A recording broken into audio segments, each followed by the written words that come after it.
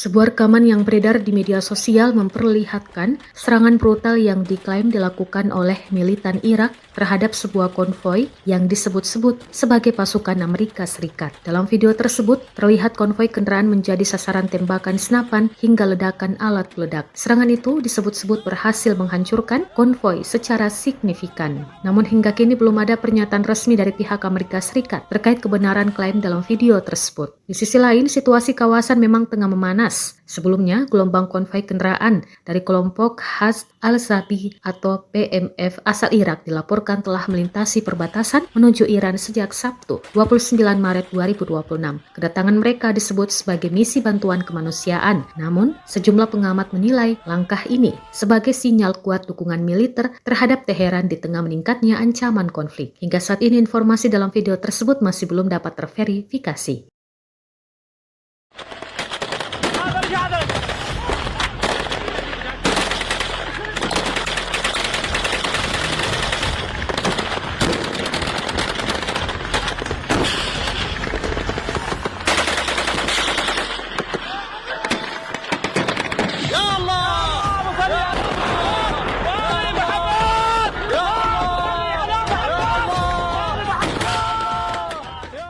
Download Tribun X sekarang, menghadirkan lokal menjadi Indonesia.